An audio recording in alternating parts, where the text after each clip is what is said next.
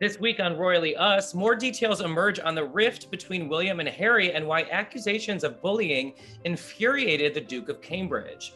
It was just anger, and she recognized it. She saw it.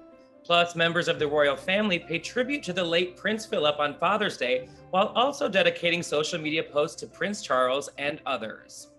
My dear Papa was a very special person. And part two of our conversation with Stewart Pearce, author of Diana, The Voice of Change, where he tells us stories of his time growing up on royal grounds. And I suddenly heard this voice, "What are you doing?" And I turned around and there was Her Majesty. We've got that, plus so much more in today's Royally Us. Hello to our fellow royal lovers, where every week on Royally Us, we break down the news on our favorite family. I'm Joe Drake, here with my lovely co-host, Molly Mulshine. How's it going? Pretty good. How are you, Joe? I'm good. Yet again, another week, more royal updates. Again, like I said last week, I feel nervous sometimes that there will be nothing that happens, but you've been doing this longer than me. I feel like there's always something. We have had quiet weeks in the past. Have you? But they are always doing things, whether it's opening a bridge or, just there's always things going on. But recently the gossipy stuff has just been on an 11. It's a level 11 out of 10. Completely. So, I mean, after that interview, it's just been like an avalanche of stuff that really is good for us. But as always, we wanted to check in on what you guys had to say about last week's episode. So Teresa Foster says, how could Harry and Thomas Markle's relationship be forever ruined as the two have never met? That's a pretty good point, don't you think? Yeah. I mean, I think, I guess you can't ruin what has never started. Right. I mean, yes, but you can do things to damage a relationship even if you haven't met that person, clearly, right? Yes, absolutely. And they did used to text, I believe, and they spoke on the phone a couple of times. Right. So they had the beginnings of a relationship, I would say. Right. And I think too, like if you marry someone, like my mom always says, you marry someone, but you also marry their family. Definitely. Which I agree with. Like, so by proxy, he has a relationship with Thomas, Yes, I think so too. That's absolutely true. Yeah. JC Wong says Kardashians are never royalty. I think, Molly, you mentioned that Americans treat them like they are. And I agree with you. I mean, we put them up on such a pedestal here. Yeah, here's the thing, JC. There is no royalty in America. Right. That was my point. It's not real. There is we don't have it. Right. So, I can say the Kardashians or the Kennedys are royals. We can all just have our own pretend royals, but it's not real. Right. And Shanice Sweet Smile says, I'll never feel sorry for Thomas. Poor guy needs help. I mean, I would say he definitely does. Yeah. But I think she does feel sorry for him if she's saying poor guy. That's what I thought when I saw her comment. I was like, she doesn't feel sorry for him, but then she calls him a poor guy. Yeah. Well, hopefully he's feeling better. I don't know. What I feel bad about is when she said poor guy needs help, I agree, because it's like, I wonder who in his life is helping him like go through this, because it seems like there's no one, and he's just going rogue and doing these interviews and sort of selling out his family. I just wish there was someone in his life that could help him make better decisions. Right. And like we said last week, all he has to do is nothing. That is literally all he has to do. Right. And he just can't. So yeah, it seems like maybe he's still taking pointers from Samantha, which doesn't seem to be the best plan for anyone. So yeah, you do have to wonder. Yeah. All right. Well, there have been some royal updates, like I said, since last week. So let's get right into it. It is time for our royal roundup. Of course, Father's Day was Sunday, June 20th, and members of the royal family paid tribute to Prince Phillip on social media. Molly, what did they have to say? So on the official royal family Instagram account, there was a photo of the Queen, Prince Philip, and Prince Charles, which was very sweet.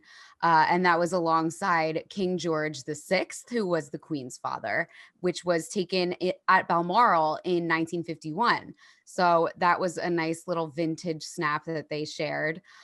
William and Kate shared an animated post, which it had this fuzzy sort of photo of William in a military uniform with his kids. And I just wish they released an HD version of that one because it was so cute. I know. Right? It was very cute. I love that it was animated. It seemed like in my head, Kate went on like some sort of app and like made it herself. Right. She went on Canva and like used the free trial or something. Yeah. Totally. That's what it reminded me of, but it was adorable. Yeah, they had a lot of really cute ones. They also had a photo of Prince Charles with William and Harry in their little animation. So yeah, and I noticed that too with us doing this show and all of the conversations out there about the rift between William and Harry. It's like anytime William and Kate mention Harry, I'm like, oh, that's good. They're still like trying to keep this relationship going well, you know? yes. They very well could have left Harry out of that collage.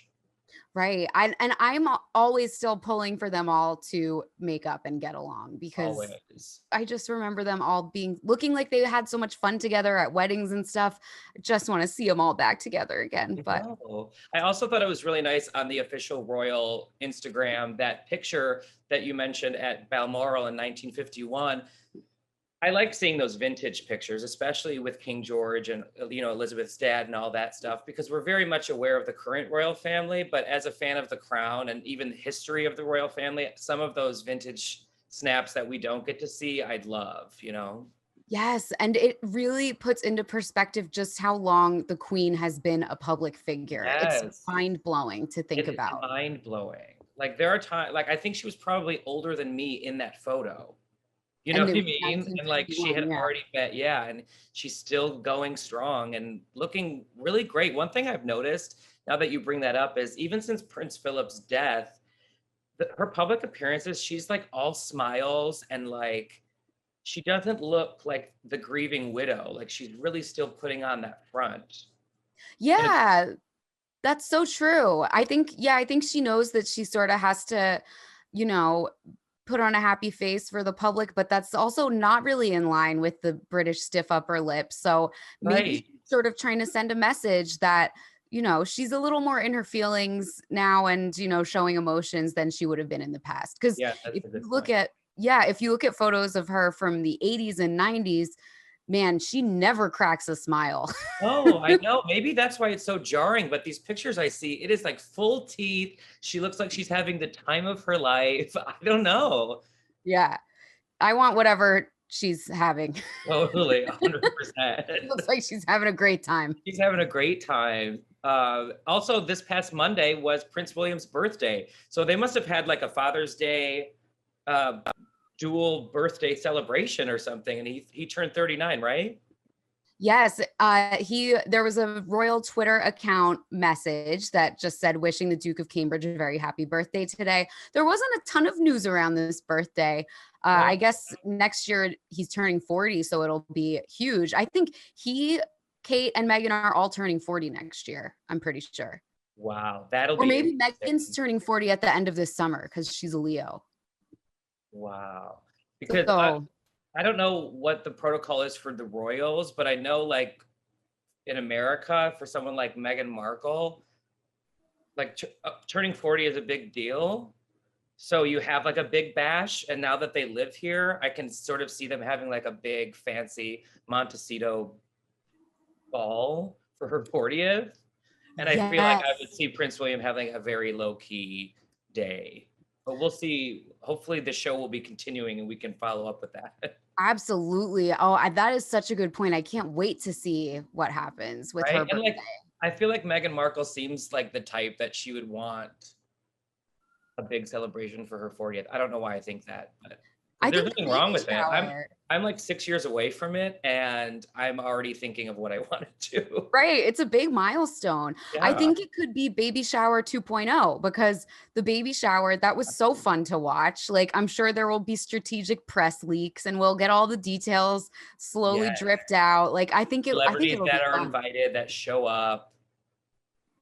Yeah. Right. That'll be good. That'll be good. Well, Meghan while we wait to see what she does for her 40th, she recently gave an interview with NPR talking about her children's book, The Bench. And it was a really interesting insight. She actually did the interview with the illustrator of the book, and she had some really good things to say, right, Molly? Yes, she talked about her inspiration for the book and the fact that she bought Harry a bench for his first Father's Day. I didn't realize that it had been a Father's Day gift. So I I guess didn't either. yeah, and she had the poem engraved on the back, the poem which eventually would become the book. Right. She talked a lot about, there was a really nice story in there about a father who was in the military, who was in Afghanistan, and he would send a baseball back and forth to his son in Texas so they could Oh, pretend to be playing catch. So a lot of people thought that the soldier depicted in the book was supposed to be Harry, but it was actually that man who Meghan met on a USO tour. So that was a cool detail. that is like the most touching story I have ever heard. I know, it's really sweet. Beautiful. And she talked about a lot about like watching Harry and Archie in those quiet moments, which I thought was interesting. And I totally agree with that, that like sometimes it's not about what you say to each other. It's sometimes those moments in the quiet that are the most touching. Right. You know, like And tying his shoe or like helping him put on a band-aid, like those very father-son moments in the early years of childhood. yeah, really sweet. And they also talked about the little signs of their mother, of Harry's mother, that were in the book, and things like that, just different symbolism that they had incorporated. Definitely. She also spoke a little bit more about the deeper meaning of why she wrote the book, and I think we have a clip, so let's listen. While this was inspired by the love that I see between my husband and our son, this story and this connection, that bond that you're seeing play itself out, that could be with a mom, that could be with a caregiver, that could be with a sibling. It's really just about growing with someone and having this deep connection and this trust so that, be it good times or bad, you know that you have this person and you know you can always go back to this place that you share together. And I think that really is the larger message in it. I just thought it was nice that obviously she mentioned that the book was based on her observations of her husband and her child, but also talking about the deeper meaning of just human connection with a father, a mother. She mentioned a caregiver. You know, not everyone has the same sort of nuclear family setup. So I think it's important, especially with someone that has her platform, to sort of talk about all different types of families, all different types of relationships. Right. And the story really comes across through the photos, the Yes, different representations that they show, of different types of dads and everything. It really definitely mission accomplished on that yep. front, I would I think that say. was my favorite takeaway from the interview because she mentioned she wanted that sort of watercolor feel, which obviously came across very well from the illustrator. The images are beautiful because she said she wanted a softness that isn't necessarily depicted in children's books about fathers because there's like that masculine energy. But she's like, I wanted there to be that softness coming through regardless of the like norms of masculinity, to show that like there can be tenderness and vulnerability and all that kind of stuff. Yeah, that was really interesting. And the illustrator, that is not his usual medium, Right. watercolor. So he said he was very happy to experiment with that. He normally does, I think, like cutouts and sort of collages.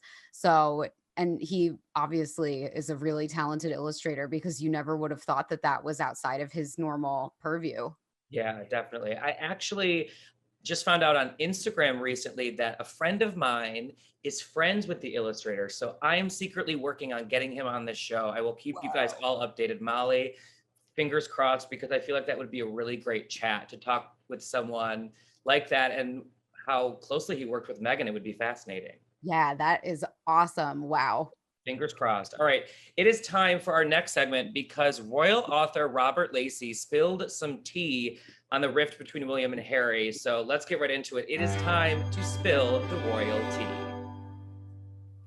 All right. So, Molly, Robert Lacey came out with this book last year, but now there's going to be a re release with 12 new chapters about William and Harry and the inside story of what's going on. So, what have we learned about the excerpts that have been released so far? These excerpts, oh my gosh, what a doozy this news week was. So Robert Lacey, of course, his book, Battle of the Brothers, he was on our show last year. People might remember him. A lot of people interpreted Battle of the Brothers to sort of be neutral / leaning in Harry's favor. Right. And these new excerpts, I would say, are the opposite. 100%. So these are looking good for Prince William. Yeah. So these excerpts are alleging that Meghan Markle, of course, bullied palace employees during her time as a senior royal. So we're retreading these bullying allegations, which we've heard of before. But the new information here is that William was astonished and horrified at the way that Meghan was allegedly treating staffers. And that was why their royal households split, and why Meghan and Harry then moved to Frogmore and based their offices in Buckingham Palace, while William and Kate stayed in Kensington. Right. I mean, hearing this version of events, it all sort of adds up in my head, but only if it is true that Meghan was in fact being disrespectful to certain staff members. And I don't know what to think about that, but the one thing that's makes me believe that it is true is that the more I read it, it's like multiple staff members said. It wasn't just like one rogue person is trying to accuse Meghan of this. The fact that it seems like there was more than one or two or three, it's like, ugh. Right? Right. I'm of two minds about this, because on the one hand, yes, people can abuse their power in boss situations, but on the other hand, it's been very well documented that women who are accused of being overly demanding are much easier to villainize in many, many other ways. So this is something that we do, and this is something that I used to talk about on my previous podcast, Diva Behavior, all the time. The women who are painted as divas or demanding are usually women who are born working class, who work their way up to a certain position of power and prestige, and people are angry that they have worked themselves up into a certain position. So this happens all the time, that women are painted. Yeah, it happens all the time. Also, they haven't said any specific allegations of bullying. Like, what did she actually do or if say? She did it, just come out with it. Right. Like, I'm an American who lives in London, and I am sure that British people think I've bullied them just when I ask for a tissue. There really are cultural differences. Really, it is a huge thing. And that's a good point. It's hard for people to notice when it's happening. People truly just think our directness as Americans can be construed as rudeness. Right.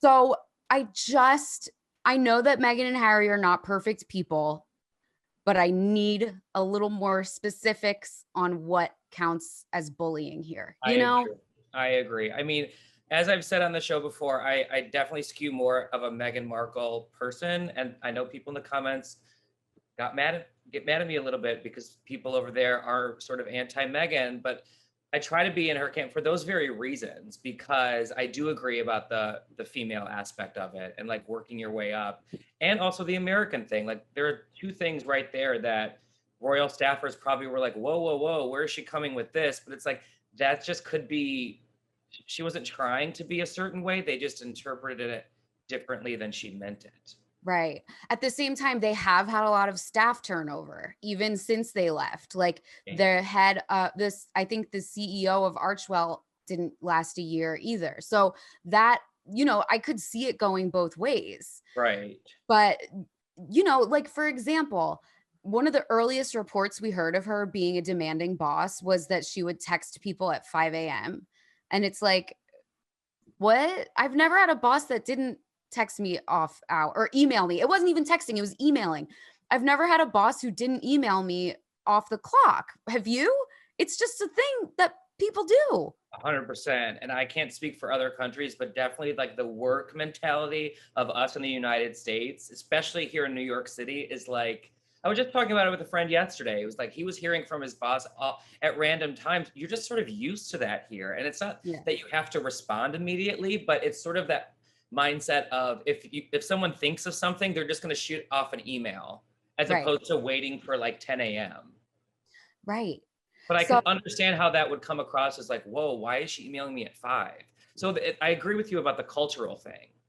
Yeah, I don't think we're going to know the truth until the full report comes out, which we're seeing allegedly is going to be next year when the sovereign grant, they do once a year, they release details of the sovereign grant.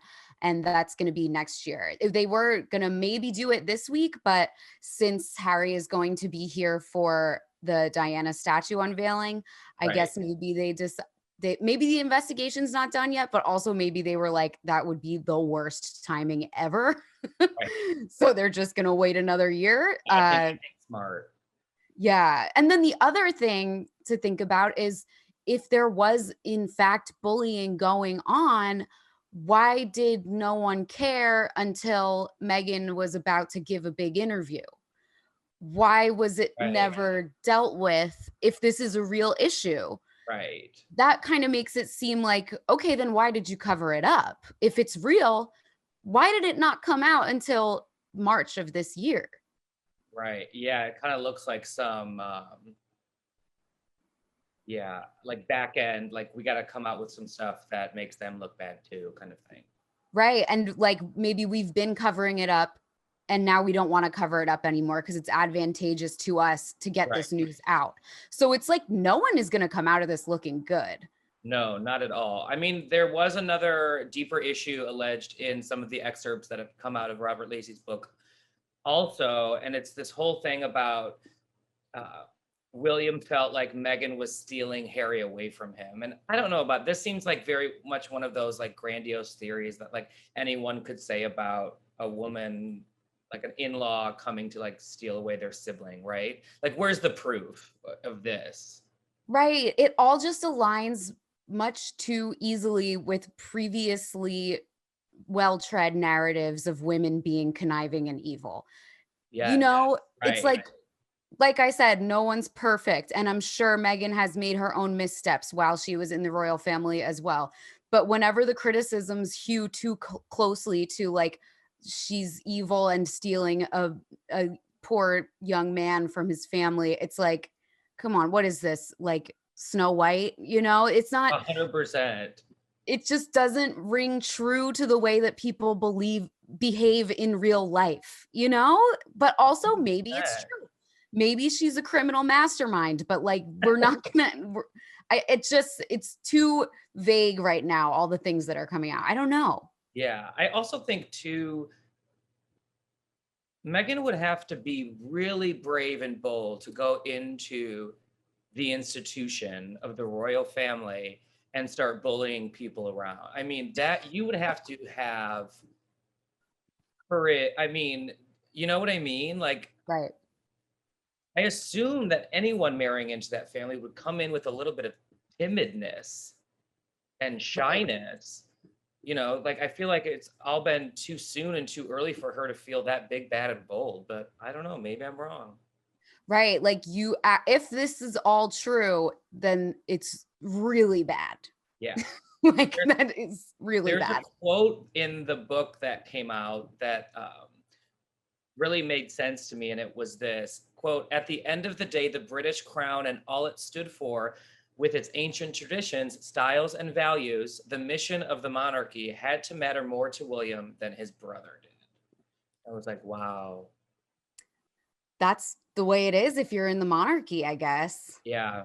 Because your main goal is to keep the monarchy going, to preserve the monarchy. So if a family member gets in the way of that, then you kind of got to throw them under the bus, unless their name is Prince Andrew for some reason. Good point. Then, I mean, I do feel sorry for Prince William in the regard that he will be king one day. Like, that is obviously a given. So he does have that to think about. And so if you do have your sibling that is going rogue, it's like, what do you do? Right. And if everyone is on the same page about how to preserve the monarchy and keep it going, but one person who happens to be the person closest to you has a completely different perspective. Right. Yeah. What do you do? Like, there just has to be a certain point when you just have to sort of give up and be like, I just don't know what to do anymore. I don't know.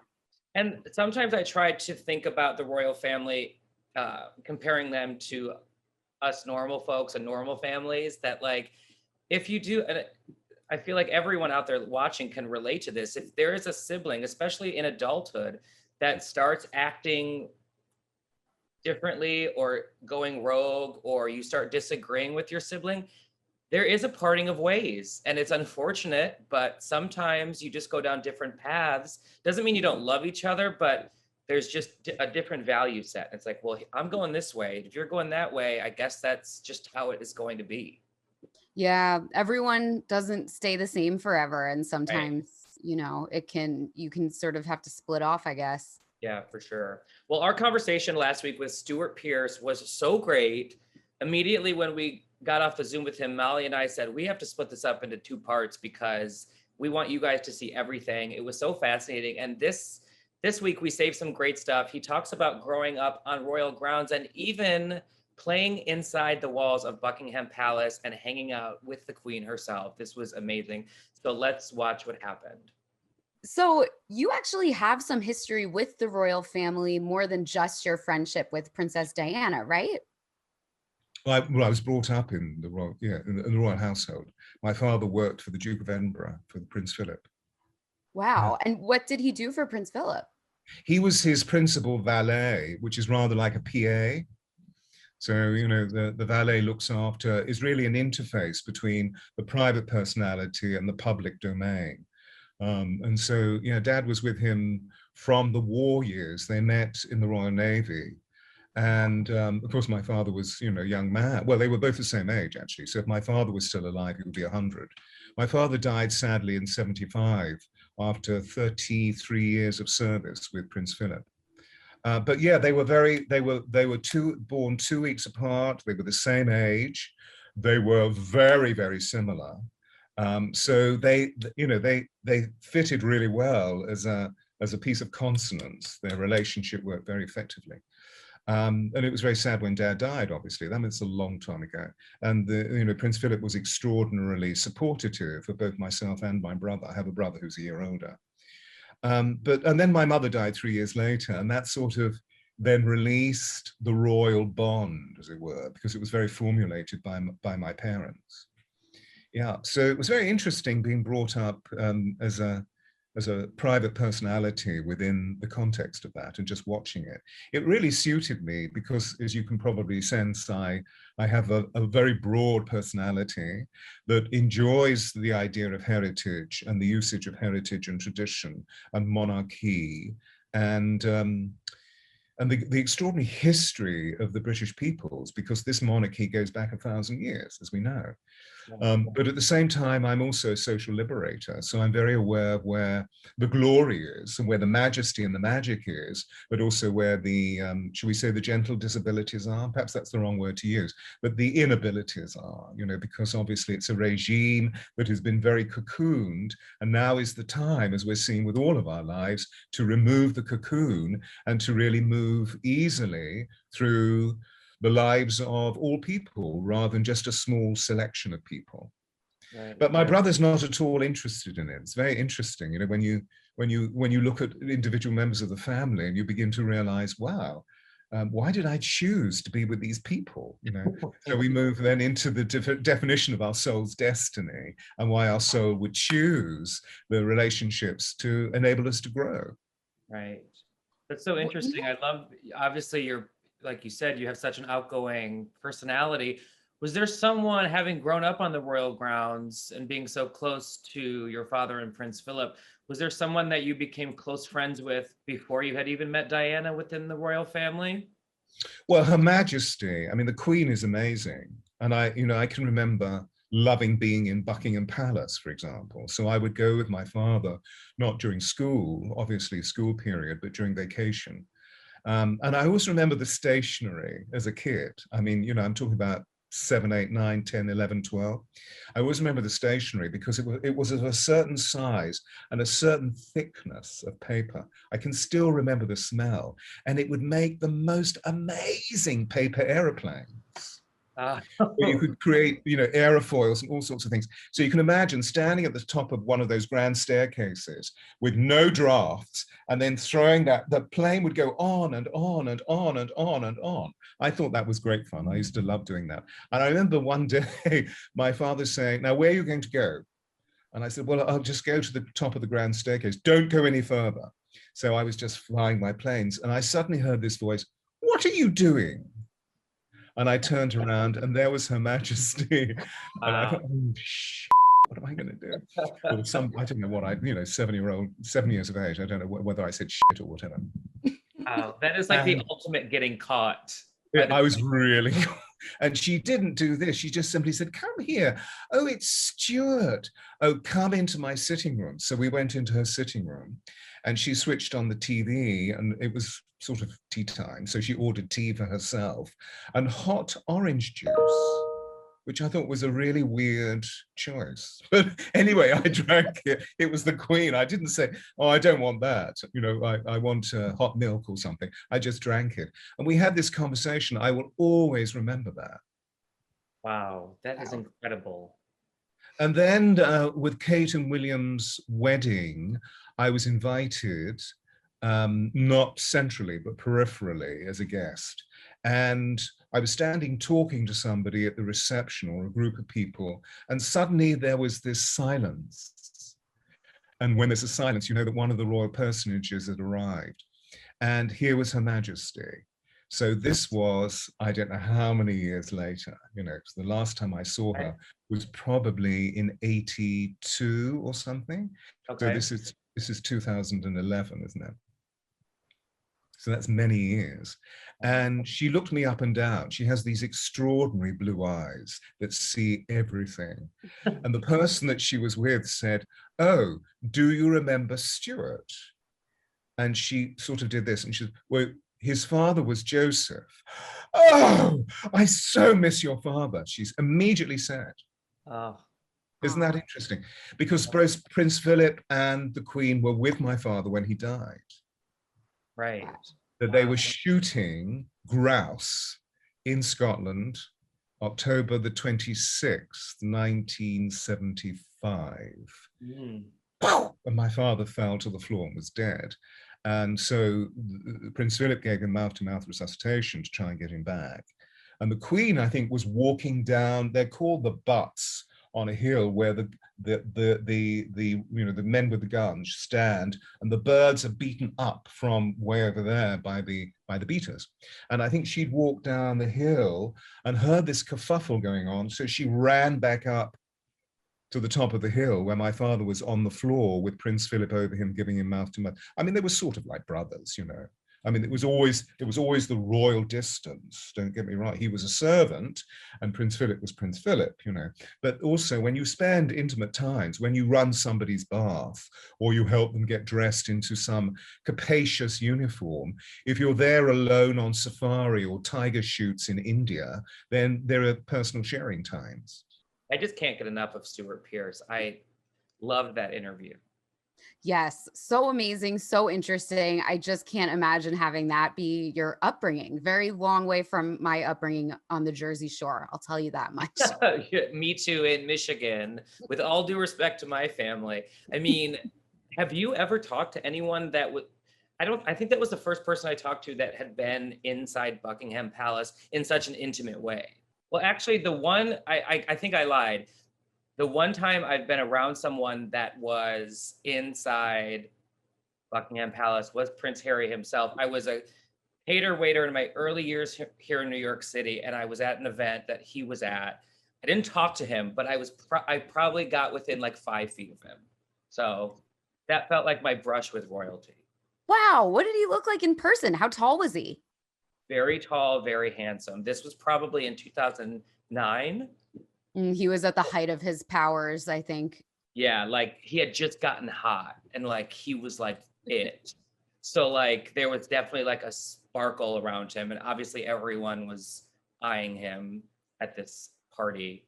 It was really cool for That's sure. really cool. I've seen them just driving around outside Buckingham Palace because, like, if you kind of just hang around, some of them will just come out once in a while. So, pro Right. tip for anyone visiting London, like, they drive in and out of the front gates. So, one day I saw all of them at different times of the day. It was crazy. Oh wow, I love that. Not All that right. I was lurking all day. I was just Researching for this show that you spent all your time outside of the palace. Yeah, no, I was like going for a walk and I saw them by the palace, and then I kept walking and I saw Harry drive by like 10 blocks away. It was the craziest, it was the weirdest thing. It was like a coincidence. So fun. I love that. All right. Well, before we wrap up this week's episode, we have to check in with our royal kids, something we haven't done since I started co-hosting with you. So that means it's time to go behind the pint-sized palace walls. So Molly, I think we got some information about how George and Charlotte celebrated Father's Day with Prince William, yes? They helped Prince William count down the start of a half marathon at Sandringham, one of the Queen's estates. It was really sweet. It was on Sunday, June 20th. And, you know, William just held a microphone between them and they counted down 5, 4, 3, 2, 1. And then the athletes all started their run. It was so cute. I wonder if it made me think watching the clip, like how comfortable George and Charlotte will be in front of public, like public speaking and like doing these fun things because they're already thrust into it at such a young age, you know? Right. They seem a little shy usually when they appear in public, which I think is a healthy way to be, because who wouldn't be when you're like surrounded by all these crowds and photographers, because apparently they don't really know that much about their family's role in the country and everything. So I think they just probably are kind of like, what's going on? Right. I mean, you're already shy at that age. I can only imagine Dad's like, come on stage and do this countdown. I'd be like, hell no. Yeah. And although knowing me as a child, I'd have been like, yeah, and then do I get to sing a song? Me too. I would have been hamming it up for sure. And that's how William and Harry were, I think. When they were younger, they were sort of like running wild all the time and just kind of sticking their tongue out at the paparazzi and stuff. They were really little firecrackers. So I guess George and Charlotte are just a little bit more demure. Definitely. Well, according to the website about this half marathon, it was obviously for a good cause, raising many thousands of pounds for various different charities. And it's there was a start and finish within the royal estate. The event boasts a super scenic route around the grounds of Sandringham Estate, Her Majesty the Queen's winter retreat, as you mentioned. And I'm not a huge marathon runner by any means. I mean, I run at the gym, but if I had the option to run around the Queen's winter estate and just see like the beauty, I'd be going lap after lap after lap. I know, right? I had no idea that this was an option. Like, I might have to look into. Oh, right. It's like, how do you get in? Yeah. I mean, I might have to start running. For sure. We'll get in next year. I'll fly over and join you. All right. Well, that is it for another episode of Royally Us. Don't forget to comment and subscribe and check us out every Wednesday right here on Us Weekly's YouTube channel.